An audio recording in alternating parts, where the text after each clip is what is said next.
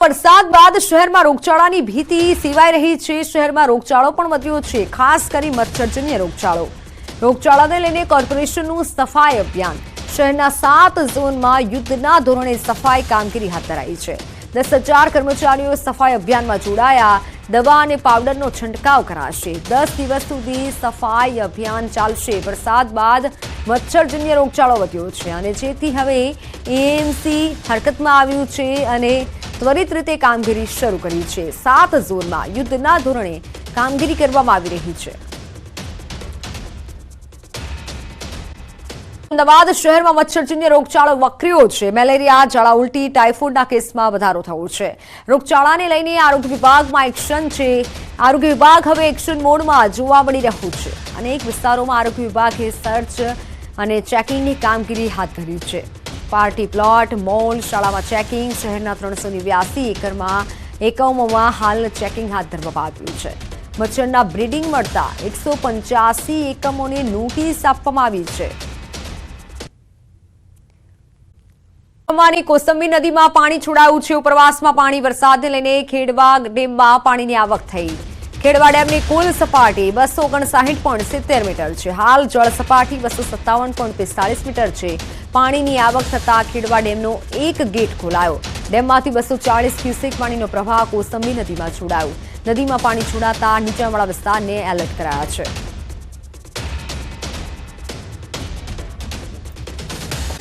में पड़्यो मस्त मोटो भूवो। छत्रपति शिवाजी स्पोर्ट्स संकुल नजीक भूवो पड़्यो। रोड पर भूवो पड़ता कोर्पोरेटरे रोष ठालव्यो। रोडनी कामगीरी करवा वारंवार रजूआत कराई रही है। रोड पर भूवो पड़ता तंत्रनी कामगीरी सामे सवाल उठ्या छे।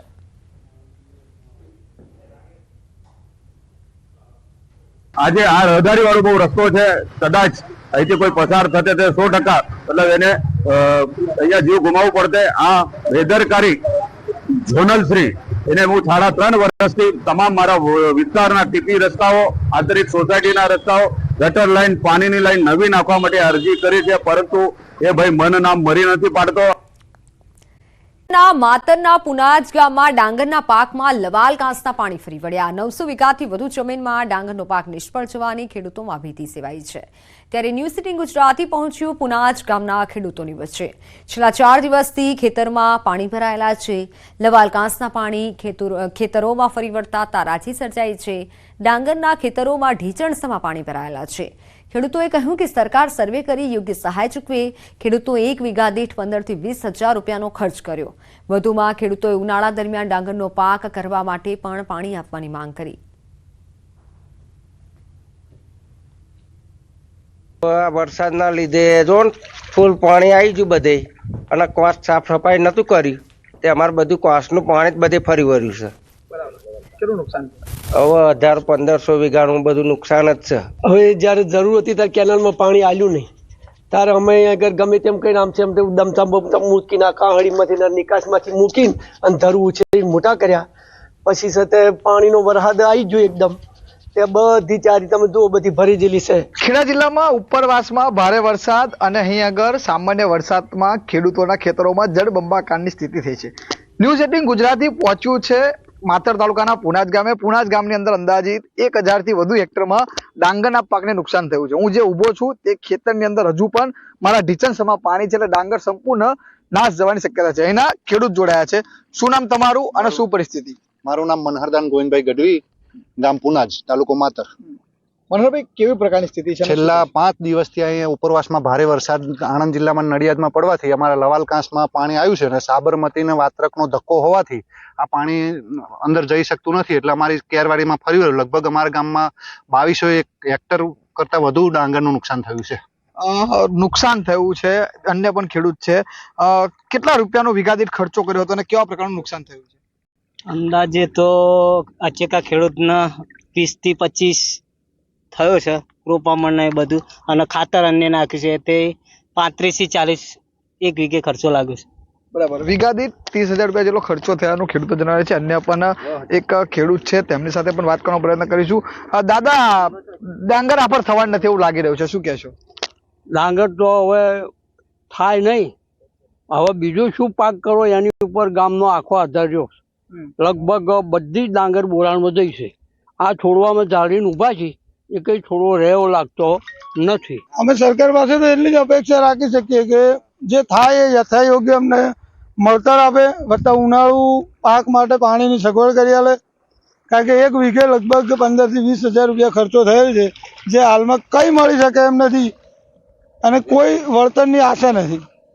એટલે કહી શકાય કે એના ખેડૂતો એક જ વાત કરી રહ્યા છે કે તેઓનો સરકાર દ્વારા સર્વે કરાવી અને તેમને વળતર ચૂકવે. ફરીથી દ્રશ્યો બતાવીશ કે આપ જોઈ શકો છો કે જે તમામ ડાંગર છે આ તમામ ડાંગર પાણીમાં ગરકાવ થઈ ગઈ છે. હું પણ અત્યારે ઢીસણસમાં પાણીની અંદર ખેતરમાં ઊભો છું અને આ તમામ પાક નિષ્ફળ જવાના કારણે ગામ લોકોની એક જ વાત છે કે સરકાર દ્વારા આના સર્વે કરી અને તેમને યોગ્ય વળતર રૂપે સહાય ચૂકવવામાં આવે, તેમજ ઉનાળા દરમિયાન આ ખેડૂતોને જો પાણી આપવામાં આવે તો ફરીથી ઉનાળુ સિઝન લઈ શકે, કારણ કે શિયાળુ પાક પણ હવે નિષ્ફળ જવાનું લોકોને ભીતિ સેવાઈ રહી છે. ઉમંગ પટેલ, ન્યૂઝ 18 ગુજરાતી, પુનાજ, ખેડા.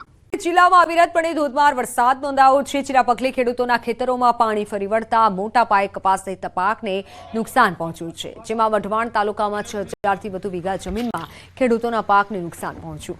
ખેડૂતોની હાલત કફોડી બની. વઢવાણના મેમકા, માળોદ, કોઠારિયા, વડલા સહિત અનેક ગામના ખેતરોમાં પાણી ભરાયા. ખેડૂતોએ મહા મહેનતે કરેલ કપાસ, મગફળી, જુવાર સહિતના પાક અને બાગાયતી પાકને મોટા પ્રમાણમાં નુકસાન પહોંચ્યું છે.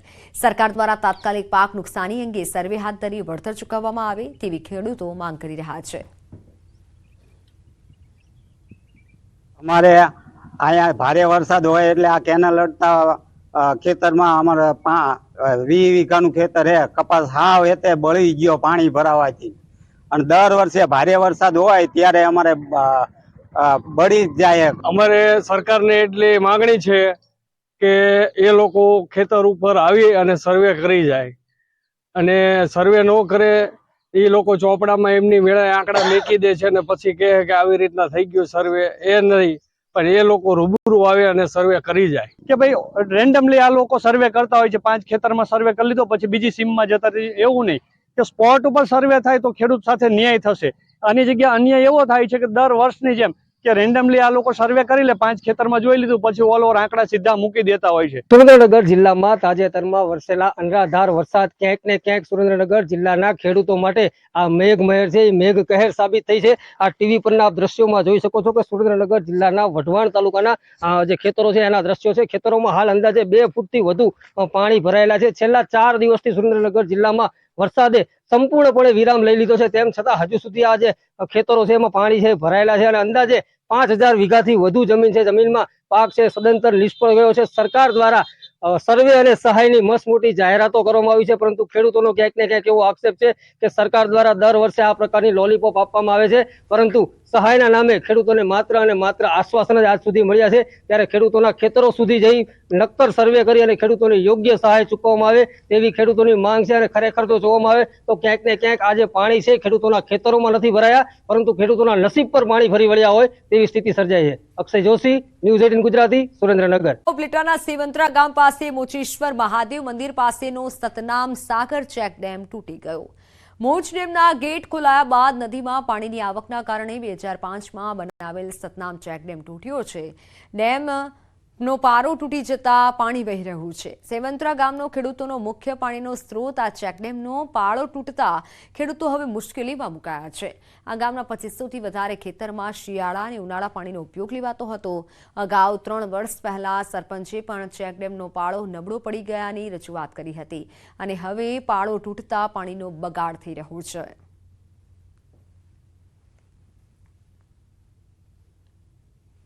લાંબા ટાઈમનું ઘઉં કે ઈ પિયત નહીં થાય, પણ ટૂંકા પિયત શિયાળુ પિયત થઈ શકશે. અને અત્યારે હાલની અંદર આટલો અવિરત વરસાદને હિસાબે છે જે અત્યારે જે વાવેલું છે એ સંપૂર્ણ નાશ પામેલ છે. એરડા, કપાસ, તુવેર, સોયાબી અને મગફળી આ 2 મોલની અંદર જ છે.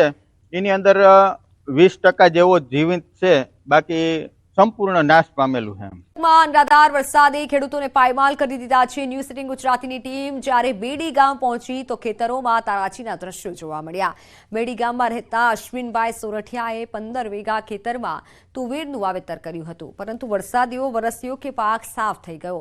ખેડૂતે મજૂરી પાછળ 35,000 રૂપિયા અને બિયારણ પાછળ 10,000 જેટલો ખર્ચ કર્યો હતો, પરંતુ વરસાદે ખેડૂતની તમામ આશાઓ પર પાણી ફેરવી દીધું.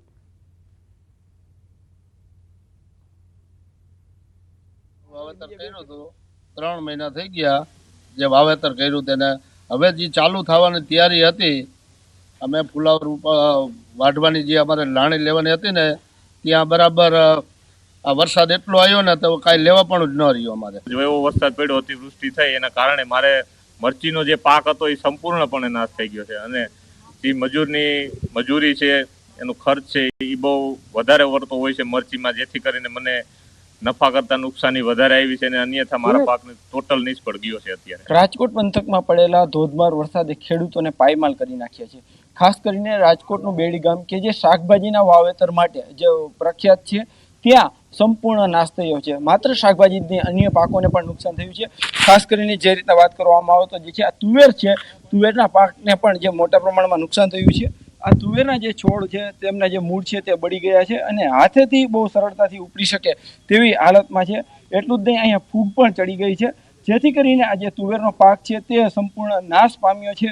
ખાસ કરીને જે બેડી ગામ છે ત્યાં જે ખેડૂત આગેવાનોના જણાવ્યા પ્રમાણે 1600 થી 1700 વીઘા જે ખેતરો છે કે જેમાં આ રીતના નુકસાન થયું છે. તુવેરનો પાક છે તે સંપૂર્ણ બળીને નાશ પામ્યો છે. આ જે પાન છે અત્યારે લીલા હોવા જોઈએ, પરંતુ ક્યાંક ને ક્યાંક આ પાન એકદમ સૂકા થઈ ગયા છે અને ખેડૂતોને જે છે એક મોટી આર્થિક નુકસાની ભોગવવાનો વારો આવ્યો છે. ખાસ કરીને છેલ્લા 3 મહિના જેટલા સમયથી ખેડૂતો દ્વારા તનતોડ મહેનત કરવામાં આવતી હતી, મોટા પ્રમાણમાં ખર્ચાઓ પણ કર્યા હતા. જો કે તેમના મહેનત અને ખર્ચા પર વરસાદના પાણીએ પાણી ફેરવી દીધું હોય તેવા દ્રશ્યો પણ સામે આવી રહ્યા છે. હાર્દિક જોશી, ન્યૂઝ 18 ગુજરાતી, રાજકોટ. વરસાદ અનેક મુશ્કેલીઓ લઈને આવ્યો છે. વરસાદના કારણે ફરી એક વખત શાકભાજીના ભાવ આસમાને પહોંચ્યા છે. તહેવારોની સિઝનમાં શાકભાજીની માંગમાં વધારો થયો છે, પરંતુ વરસાદના કારણે શાકભાજીની ઓછી આવક નોંધાઈ છે અને જેના કારણે રિટેલ માર્કેટમાં શાકભાજીના ભાવ 100 રૂપિયા ઉપર પહોંચી ગયા છે. શાકભાજીના ભાવ વધતા તેની સીધી અસર ગરીબ અને મધ્યમ વર્ગ પર પડી રહી છે. મોટાભાગના શાકભાજીના ભાવ 100 રૂપિયા પાર ગયા છે.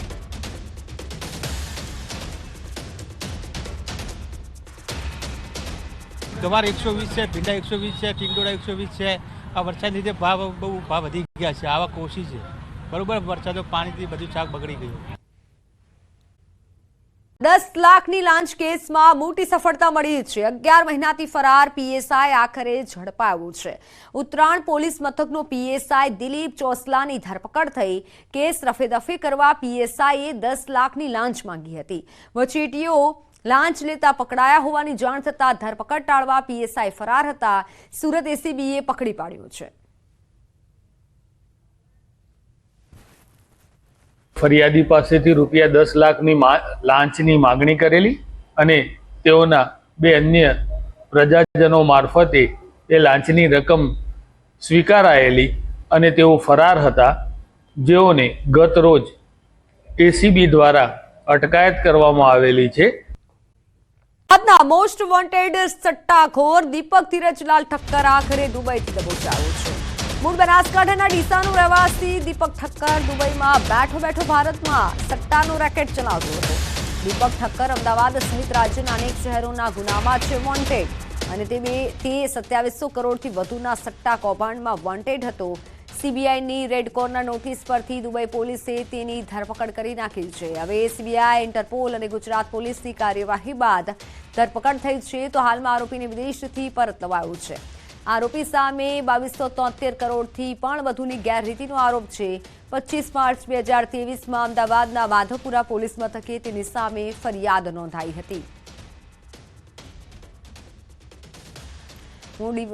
મૂળ ડીસાનો રહેવાસી દીપક ધીરજલાલ ઠક્કર કે જે આખરે પોલીસના હાથે દબોચાયો છે. 2273 કરોડની છેતરપિંડી અને ઠગાઈનો આરોપ છે. ફોનલાઈન પર સંવાદદાતા નવીન જોડાઈ ચૂક્યા છે.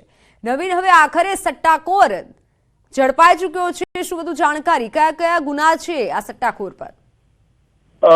જે રીતે દીપક ઠક્કર જે છે, દીપક ઠક્કર સામે વર્ષ 2023માં માધુપુરા પોલીસ સ્ટેશનમાં પીસી દ્વારા કેસ કરવામાં આવેલ, જેની અંદર જે કરોડો રૂપિયાનો સટ્ટા કૌભાંડ પકડાયેલ, જેમાં 2700 કરોડથી વધુ સટ્ટા કૌભાંડ હતો, ઓનલાઈન ટ્રાન્ઝેક્શન.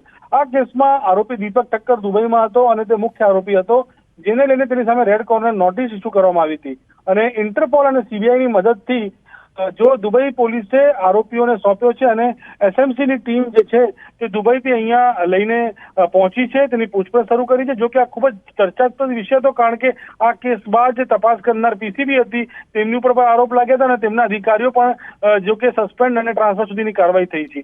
તો ખૂબ જ ચોંકાવનારો અને ચર્ચાસ્પદ કિસ્સો હતો, જેમાં મુખ્ય આરોપી દીપક ઠક્કર દુબઈથી ધરપકડ કરીને અમદાવાદ જે ગાંધીનગર લાવવામાં આવ્યા છે. જી બિલકુલ, આભાર માહિતી બદલ.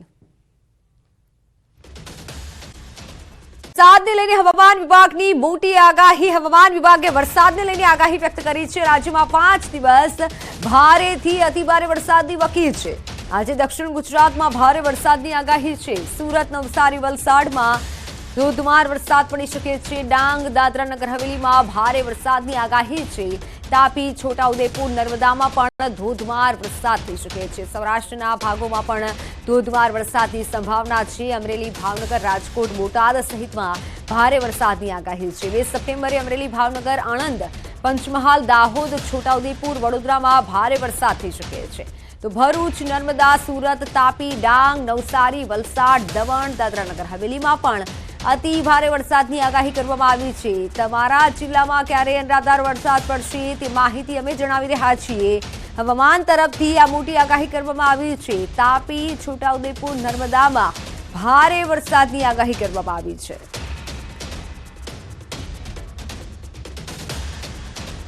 अगले आने वाले अगर हम हफ्ते की बात करें गुजरात में, सो अगले 5 दिनों के लिए जो है गुजरात में हैवी से वेरी हैवी वार्निंग जारी की गई है, जो कि एक डिप्रेशन है ओवर साउथ उड़ीसा जो है बना हुआ है, जो कि जिसकी movement west north west word है. सो उसके वजह से जो है गुजरात के कुछ हिस्सों में जो है हमें बारिश देखने को मिल सकती है अगले आने वाले 5 दिनों में. जिसमें अगर हम बात करें डे 1 की, उसमें जो है साउथ गुजरात के कुछ डिस्ट्रिक्ट्स हैं जिसमें हैवी रेनफॉल की संभावना है, जिसमें मुख्य तौर पे सूरत, नवसारी, वलसाड़, दमन, दादरा नगर हवेली, डांग, तापी, नर्मदा, छोटा उदयपुर, पंचमहल तथा दाहोद गुजरात के हिस्से शामिल है, जिसमें हैवी आइसोलेटेड रेनफॉल होने की संभावना है. सौराष्ट्र कच्छ में जो बात करें तो अमरेली, भावनगर जो है वेरी हैवी रेनफॉल होने की संभावना है कुछ जगहों पे, और राजकोट, बोटाद तथा सुरेंद्रनगर में हैवी आइसोलेटेड की संभावना है. डे 4 में जो है अगर हम बात करें सेंट्रल गुजरात के हिस्से हैं तथा नॉर्थ गुजरात के कुछ हिस्से हैं जिसमें हैवी आइसोलेटेड रेनफॉल होने की संभावना है, तथा सौराष्ट्र कच्छ के जो है गुजरात रीजन से जो सटे डिस्ट्रिक्ट्स हैं मोरबी, सुरेंद्रनगर, भावनगर, बोटाद, राजकोट, जिसमें भी हैवी आइसोलेटेड तथा कच्छ में भी देखने को मिल सकता है. 24 घंटों में बहुत कम बारिश दर्ज की गई है, जिसमें सबसे अधिक बारिश भावनगर में 7 mm, सौराष्ट्र कच्छ में, और गुजरात में जो है साबरकांठा में 7 mm रेनफॉल दर्ज किया गया है. ओवरऑल रेनफॉल बात करें हम गुजरात स्टेट में अभी तक जो रिसीव हुआ है वो नॉर्मल से 40% अधिक दर्ज किया गया है पूरे स्टेट के ऊपर. और अगर हम रीजन वाइज बात करें तो गुजरात रीजन में 19% है नॉर्मल से अधिक रेन, तथा सौराष्ट्र कच्छ में जो है 86% अधिक रेन दर्ज किया गया है सामान्य रेंज से.